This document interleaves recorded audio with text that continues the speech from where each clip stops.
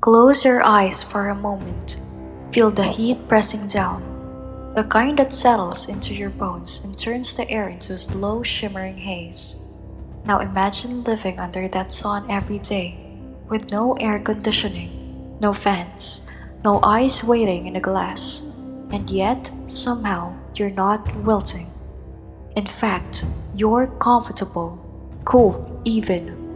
This is the Egypt most people never think about. The Egypt that mastered the art of surviving the desert's embrace without fighting it. From shaded courtyards to the whisper of wind catchers. From rooftops that breathe at night to water jars that make their own coolness. Tonight, we're stepping into a world where keeping the heat at bay was a way of life, written into the rhythm of every street, every meal, every breath. You don't start in an office, a cold bedroom, or a lecture hall. You start in the heat. The sun is a weight on your shoulders, pressing through your thin linen tunic until it feels it searing your very bones. The air shimmers above the baked mudbrick walls. Every sound, the creak of a cartwheel, the flap of a canvas awning, feels the load, warped by the oppressive heat of a high Egyptian summer.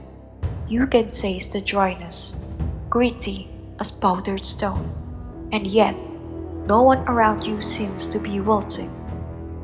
Merchants haggle in the open market, their heads wrapped in neat white cloths. A scribe pauses under the shade of a colonnade, fanning himself lazily with a palm frond. Children race down a side street, laughing, barefoot, their shouts echoing off walls that seem to lean inward, like cupped hands offering a shade. Your guide, a wiry woman named Henot, with a laugh like running water, notices you squinting against the glare. You think this is hot? She asks, gesturing towards the sky. Wait until midday. Come, we'll show you how we survive. The first thing you notice as she leads you away from the main street is that the alleys are narrow, barely wide enough for two people to pass. The walls on either side are high, casting deep shadows that swallow the worst of the sun. Our houses, Hinot explains, are not built for views, they are built for shade. She runs her fingers along the wall's cool mudbrick surface, then presses your palm to it. The difference is startling, a welcome relief after the sun-baked stones of the open plaza. She grins at your expression. The secret is in the earth. Mudbrick holds the night's cool. Even when the day grows fierce, these walls keep a little of the moon with them. It's not the only trick. She gestured upward, and you notice strips of woven reed mats stretched between rooftops like loose sails. They flutter faintly in the breeze, throwing shifting patterns of shade on the street below. When the sun moves, so does the shade, Hinot says. The wind still finds you, but the light is broken. You turn a corner and find yourself in an open courtyard. At its center, a small pool glitters, surrounded by jars of water and clay pots planted with papyrus and lotus. The air here feels instantly cooler, scented with the wet earth and green shoots. Hina dips her hand into the pool and flicks water onto the tiles, where it darkens the surface. Within moments, the air smells fresher, almost sweet. Evaporation, she says simply, though you're fairly certain she doesn't have the modern scientific term to it. The water drinks the heat before it reaches you. She points to the clay jars lying against the shaded wall. Each is tall and narrow, with a slightly damp surface. Porous clay, she explains. Water inside seeps through the walls, meets the air, and the heat runs away. She presses one to your cheek, and you nearly sigh at the coolness. As you wander further, she leads you through a small doorway into a house, dim, hushed, and startling cool compared to the street outside. The walls are thick, the windows high and narrow, letting in light but little heat. A woven mat covers the floor, and in the corner, a family sits together around a bowl of water, their feet resting in it as they talk and eat dates. The matriarch, a woman with kind eyes and silver threaded hair, invites you to sit. The heat cannot find you if you move slowly, she says, pouring you a drink of water that tastes faintly of herbs. Enot adds with a wink, if you drink too much wine in this weather, you'll wake up hotter than you began. There's a rhythm to their survival here. Part architecture, part habit, part quiet reverence for the land's extremes. They don't fight the heat, they work around it, live with it, bend it to their needs, like the Nile bends through the desert. As you sip the herbal water, a breeze drifts through the narrow windows. Somewhere above, a cloth awning shifts. You realize you're beginning to cool, not because the sun has lessened, but because the city had learned how to hide from it. Hinat stands, brushing her hands in her tunic. Come, we haven't even shown you the roofs yet. That's where you'll see our best trick of all.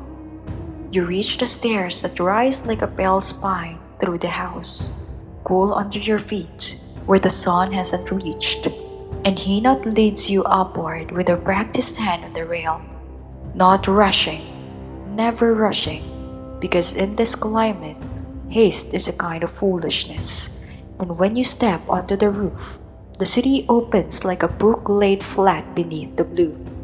Low parapet walls, casting long, sleepy shadows, woven mats stretched from post to post like sails in anchor. Amphorae standing guard in the corners, with their damp skins glistening as if they've been sweating for you. And here is where the trick reveals itself.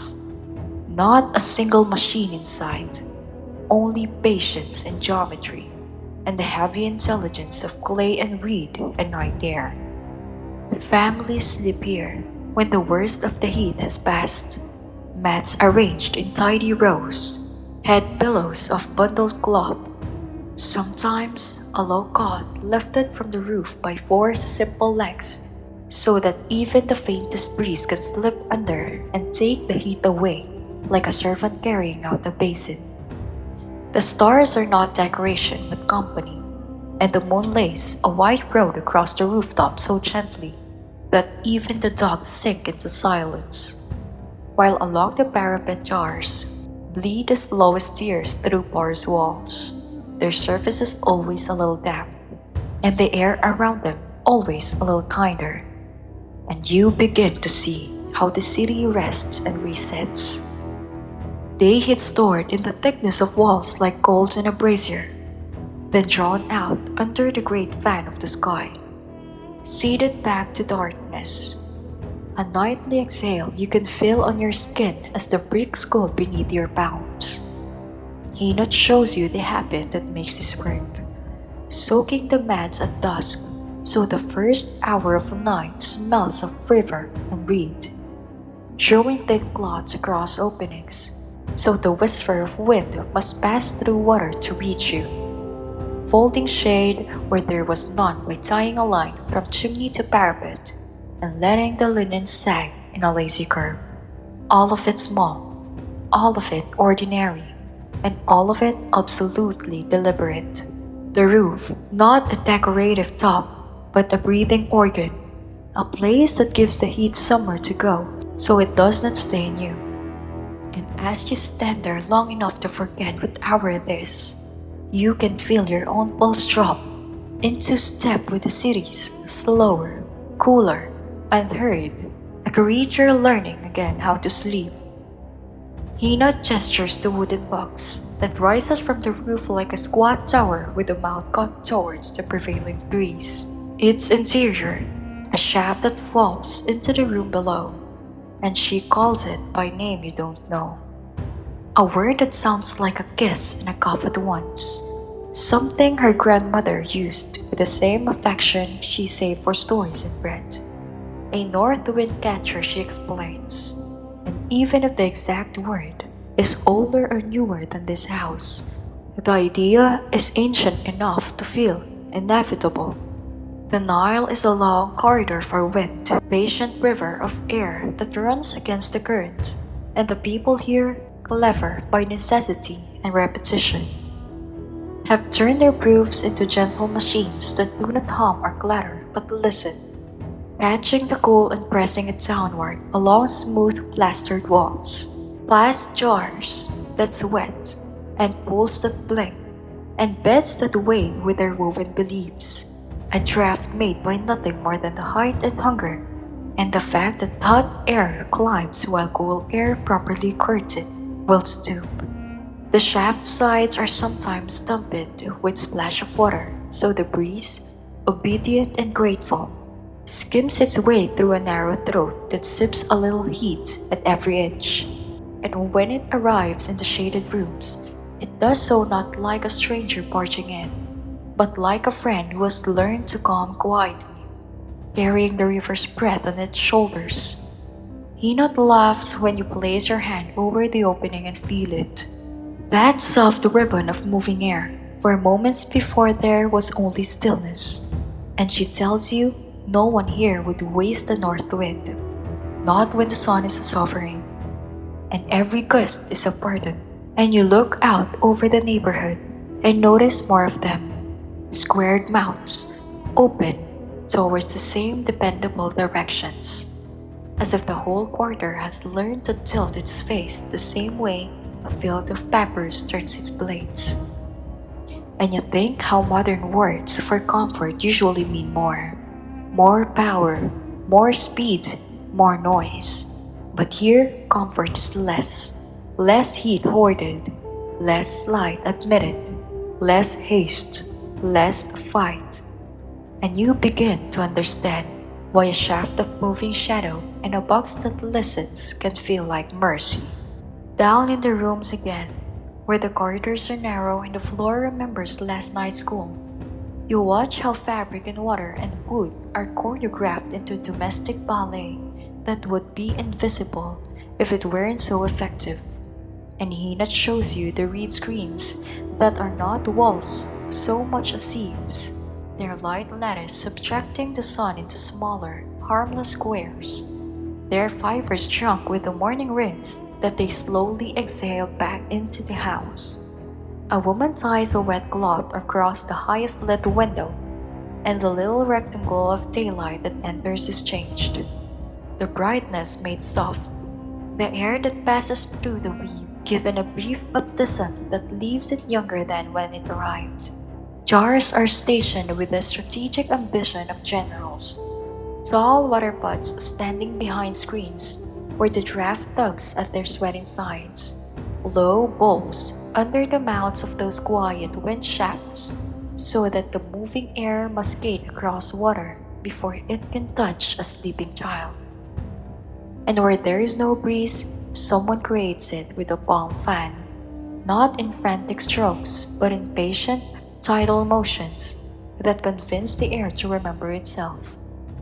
On the shaded side of the courtyard, a vine is trained over the trellis, its leaves hot to touch but generous with shadow, and beneath it, a shallow channel carries a thread of water from jar to jar, the slow trickle making the floor cool enough that the family sits with bare feet on the tiles and speaks in that lower register people reserve for late night and early morning, even though it is neither.